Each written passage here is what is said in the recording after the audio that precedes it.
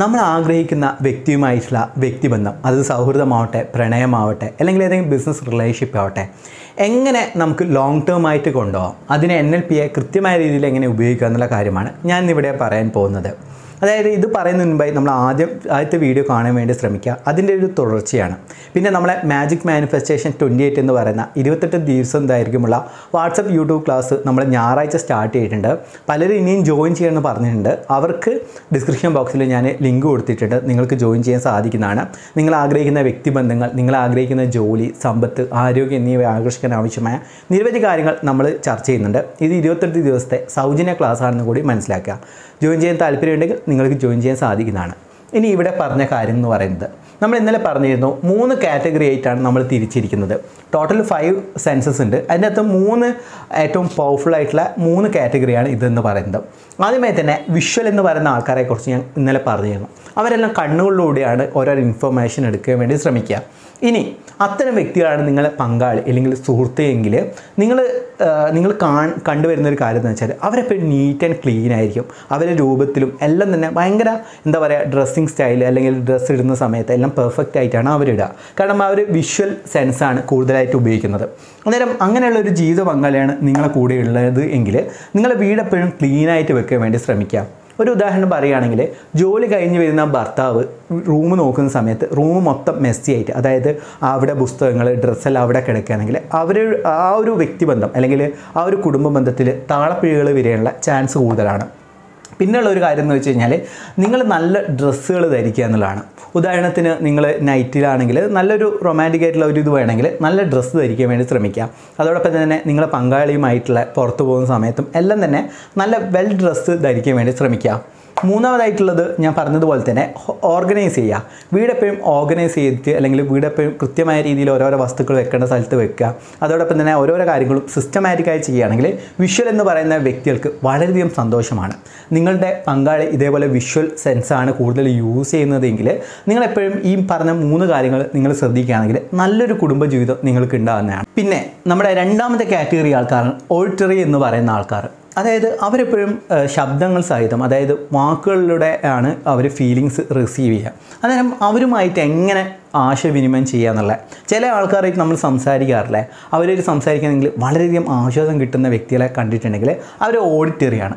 അതായത് ഒരു വ്യക്തിയായിട്ട് നേരിട്ട് കാണുന്നില്ല, ഫോണിലൂടെ ഒന്ന് സംസാരിച്ചാൽ മതി എന്ന് പറയും. ആ ഒരു വാക്കുകൾ കേട്ടിട്ട് ആശ്വസിക്കാൻ സാധിക്കുമെങ്കിൽ നിങ്ങളൊരു ഓഡിറ്ററി വ്യക്തിയാണ്, അല്ലെങ്കിൽ നിങ്ങളുടെ പങ്കാളി ഓഡിറ്ററി വ്യക്തിയാണ്.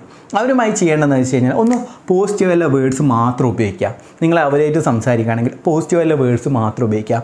രണ്ടാമതായി ചെയ്യേണ്ടതെന്ന് വെച്ചാൽ എക്സ്പ്രസ് ഫീലിംഗ് ത്രൂ വേർഡ്സ്. അതായത് നിങ്ങൾ ഫീലിങ്സ് ഉണ്ടെങ്കിൽ നിങ്ങളെ പങ്കാളി ഓഡിറ്ററി ആണെന്ന് മനസ്സിലാക്കുകയാണെങ്കിൽ നിങ്ങളെ ഫീലിങ്സ് എന്ന് പറയുന്നത് നിങ്ങൾ ഇങ്ങനെ ഹാൻഡ് ജസ്റ്റേഴ്സിലൂടെയല്ല, മറിച്ച് വാക്കുകളിലൂടെ പ്രകടിപ്പിക്കാൻ വേണ്ടി ശ്രമിക്കുക.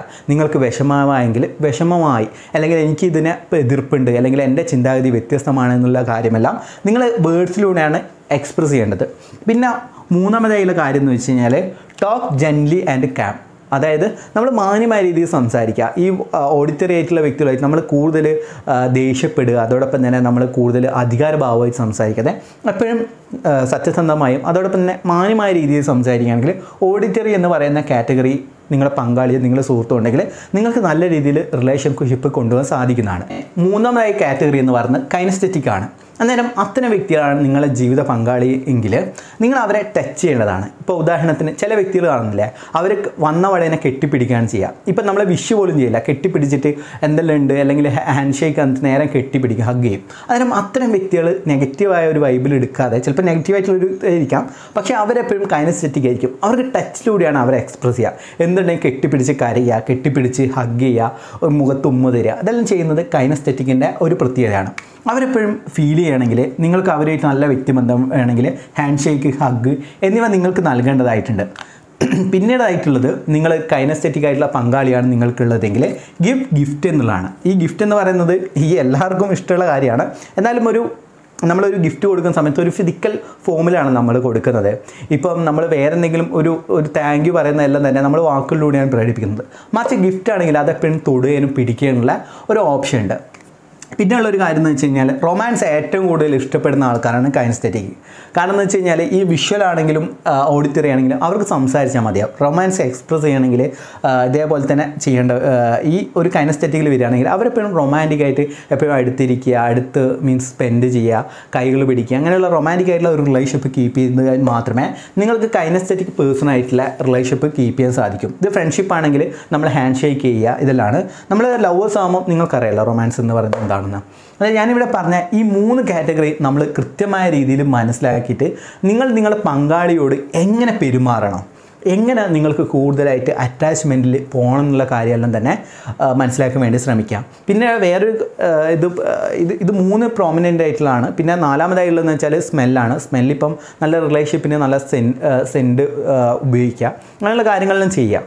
പക്ഷേ ഞാനിവിടെ പറഞ്ഞത് 3 ഇമ്പോർട്ടൻ്റ് ആയിട്ടുള്ള പോയിൻ്റാണ്. പിന്നെ ടേസ്റ്റും കാര്യങ്ങളിലുണ്ട്, അതും ഇതിൻ്റെ ഒരു കാറ്റഗറിയാണ്, സബ് കാറ്റഗറി ആയിട്ടാണ് വരുന്നത്. എന്നാൽ ഞാൻ ഇവിടെ പറയുന്നത് 3 കാറ്റഗറിയുള്ള കാര്യങ്ങളാണ്. എല്ലാവർക്കും മനസ്സിലായെന്ന് കരുതുന്നു.